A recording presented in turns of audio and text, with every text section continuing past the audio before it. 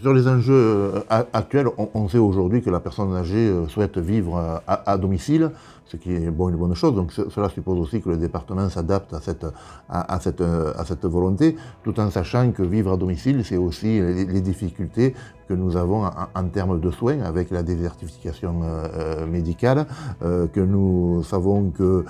les services d'aide à domicile sont parfois les seuls maillons de contact avec ces personnes qui sont parfois isolées dans nos territoires ruraux. Donc l'intérêt, voilà, c'est d'essayer d'apporter tous les moyens nécessaires pour que chaque personne âgée puisse, sur son territoire, être accompagnée. Cela suppose bien sûr que, au niveau des services d'aide à domicile, on puisse revaloriser bien sûr les salaires, ce qui a été fait dans le cadre de l'avenant 43 où le département a une dépense quand même de plus de 6 800 000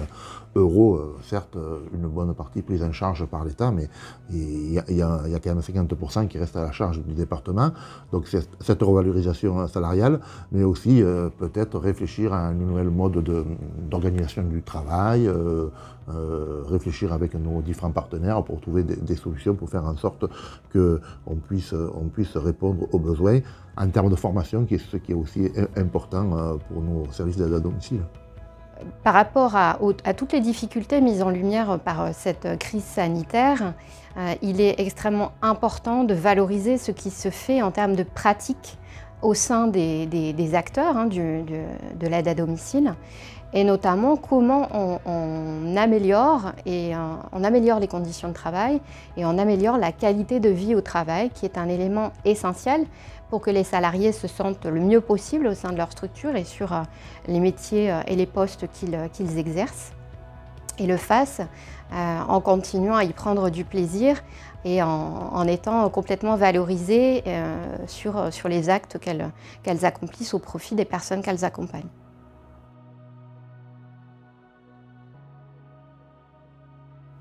Cela fait maintenant plus de 5 ans que nous participons avec le GIEC Profil 30 pour la valorisation des métiers d'aide à domicile, et on sait que c'est un sujet important puisque nous avons quand même plus de 3000 salariés qui interviennent à domicile, en sachant que nous avons une population âgée qui est de plus en plus importante dans le Gard. D'ailleurs, on est au-dessus de la moyenne nationale, et nous savons que c'est un secteur qui est aussi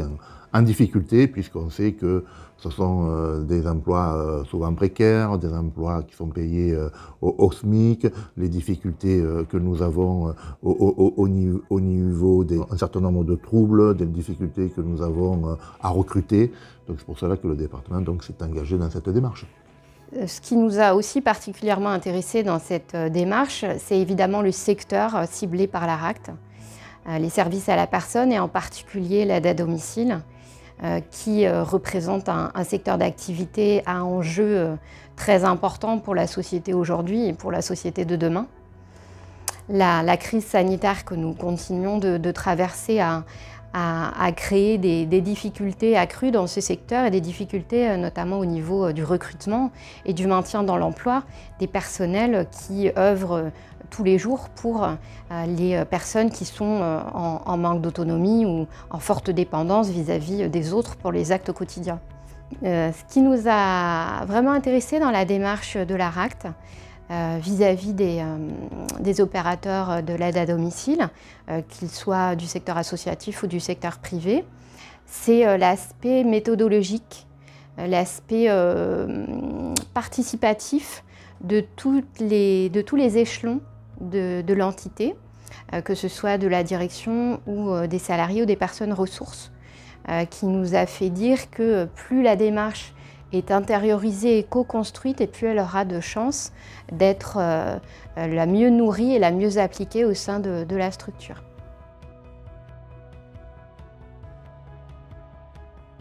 Actuellement, nous avons quand même répondu à l'attente des salariés, c'est-à-dire que nous avons financé ce qu'on appelle la prime Covid. Ça a représenté un budget de 750 000 € pour le département du Gard. mais nous avons aussi engagé ce qu'on appelle nous les CPOM, les contrats de moyens et d'objectifs,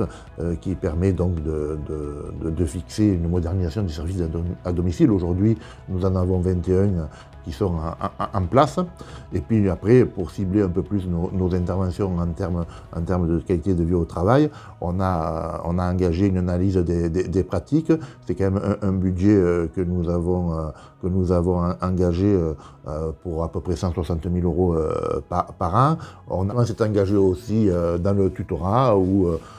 ça la permet à des salariés d'accompagner de nouveaux salariés dans le service d'aide à domicile. C'est aussi une valorisation des aides à domicile via bien sûr les formations. Là aussi, le département accompagne au plus près des territoires cette formation. C'est aussi l'accompagnement depuis un certain nombre d'années du GIEC Profit 30 qui permet de recruter des services d'aide à domicile quand on sait les difficultés que nous avons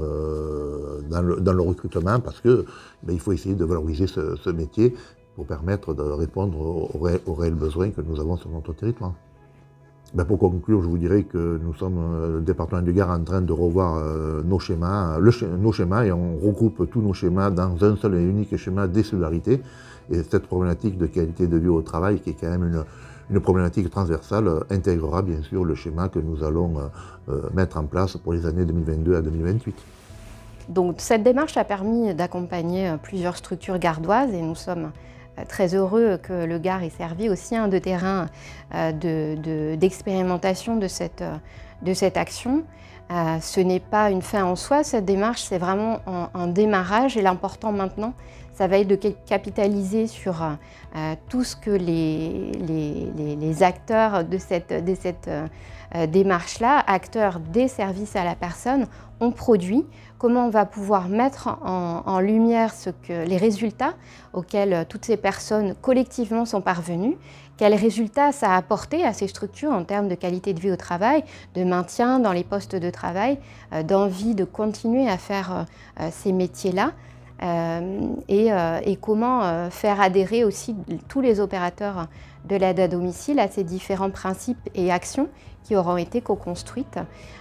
Voilà, la suite va nous permettre de faire adhérer un maximum d'opérateurs à cette démarche, à cette philosophie aussi de travail collaboratif. Cette démarche sur mesure, il va falloir qu'elle soit appropriée par les différents acteurs qui n'ont pas participé